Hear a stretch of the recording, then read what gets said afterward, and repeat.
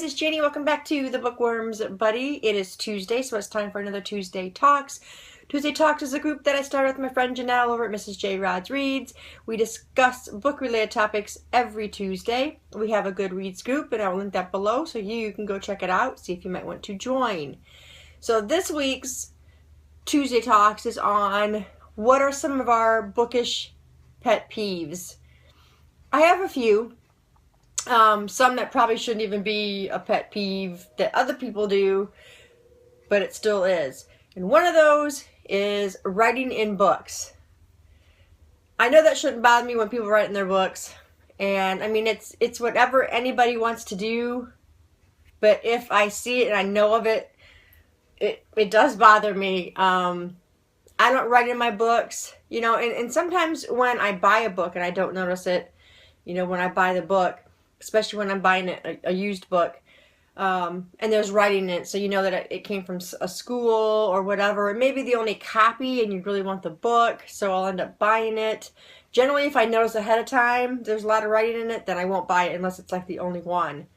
Like in the book I just bought, To Kill a Mockingbird, there was 4 copies and I really wanted it, and one of them had the least amount of writing in it, so that was the one that I bought.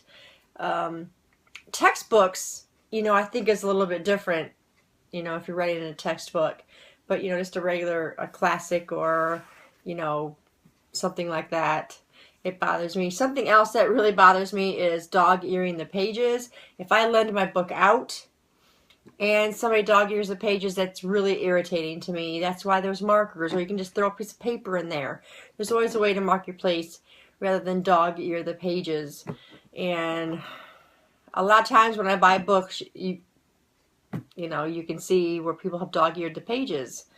And yes, that's a pet peeve. And I don't do it. I hate when people do that to my books, or, you know, if I buy a book and there's a lot of dog-eared pages. You know, you can't quite take the crease out of a page that's been dog-eared. Other bookish pet peeves, stuff like last week's discussion when my book covers don't match. I have a lot that don't, and it does bother me to see that. If it's a series of books, I just try to work towards getting them to match. And the cover changes that these publishing companies make in the middle of series and stuff. They need to make a complete series with one cover and then do a cover change. Don't do it like in the middle of it. That's just a little odd. There's one that I think I watched somebody's video about it, but it was the House of Night series with PC Cast.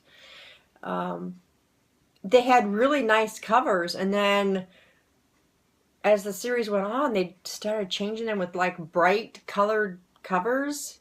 The House of Night covers are black, and then they have, you know, the person or whatever they have on the cover, and then they just change it to like these bright colored covers, like pink, and I'm like, why did you do that? You know, that's just, at least give the option of keeping the same cover. Don't just make a cover change and then that's the only one you can get. That bothers me. Something else that really bothers me, when you have the large paperbacks, like this book right here, okay? This is Caring Comfort by Dan Simmons. Excellent book, by the way.